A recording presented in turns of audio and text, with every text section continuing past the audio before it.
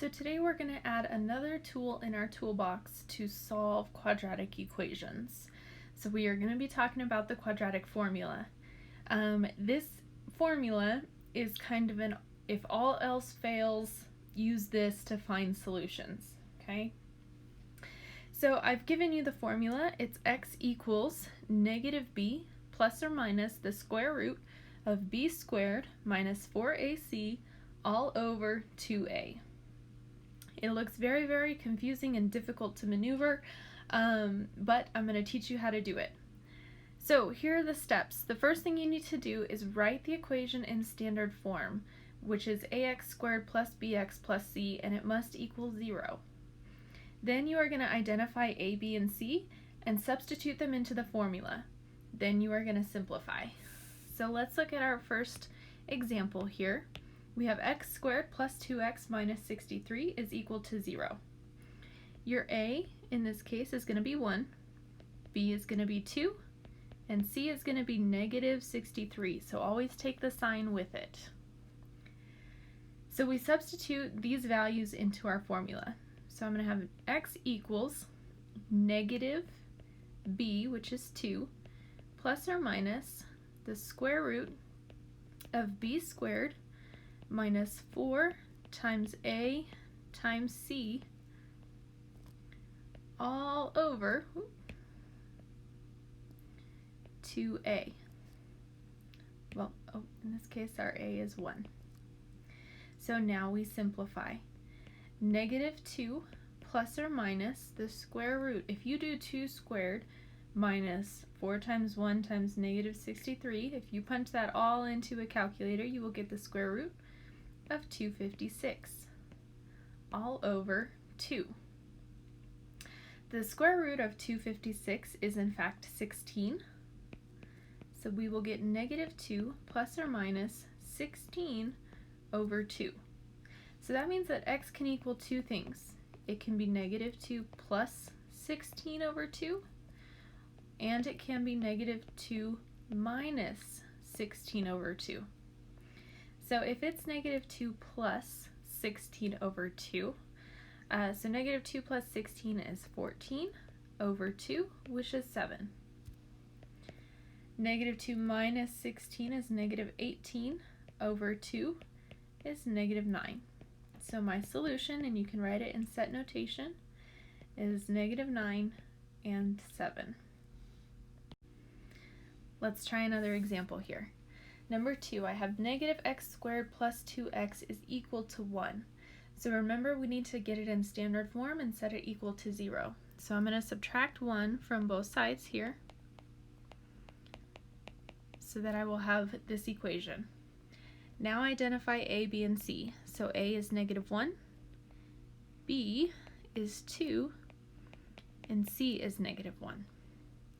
Now I'm going to plug these into my formula. So it's negative b plus or minus the square root of b squared minus 4 times a times c all over 2a. So you can simplify this out. You will get negative 2 plus or minus the square root. Well, 2 squared is 4. Minus 4 times negative 1 times negative 1, that will actually all result in 0, all over negative 2. So again, we can have solutions here. Well, the square root of 0 is actually 0, so we will have negative 2 plus or minus 0 over negative 2. So in this case, I won't actually have two solutions because I don't really care about that. So I'll just have negative 2 over negative 2, which is 1. So my solution set is just 1. Looking at number 3 here, I have x squared minus 9 is equal to 4x. So again, get it in standard form. Subtract 4x from both sides to get it equal to 0. So your a is going to be 1, b is going to be negative 4, and c is going to be negative 9.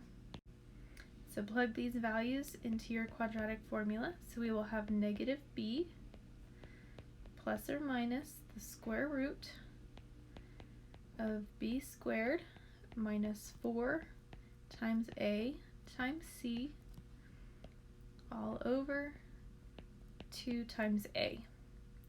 So we have a negative 4 out front, so that is just positive 4, plus or minus the square root. So negative 4 squared is going to be a positive 16, and then 4 times 1 times negative 9 is going to be a negative 36. So add stuff together and you will end up getting a positive 52 underneath the square root, and this is all divided by 2. If you break down the square root of 52, it's not immediately recognized as a perfect square, so we have to break it down.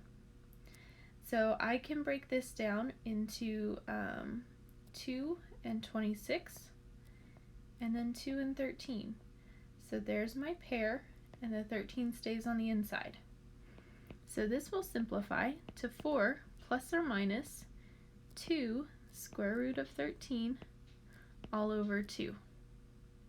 So here's a nice little trick. If you look at the numbers on the outside, so we have a 4, a 2, and a 2 here.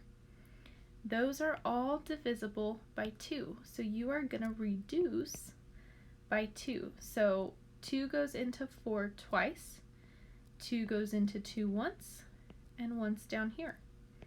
So you will end up having 2 plus or minus the square root of 13. Okay, let's try one more. I have negative 3x squared plus 8x minus 7. It's already in standard form, so I just have to identify a, b, and c. Plug those into your formula. So I will have negative b plus or minus the square root of b squared minus 4 times a times c all over 2 times a. So I have a negative 8 out front, plus or minus the square root, 8 squared minus 4 times 3 times 7. If you punch that into a calculator, you will get the square root of negative 20.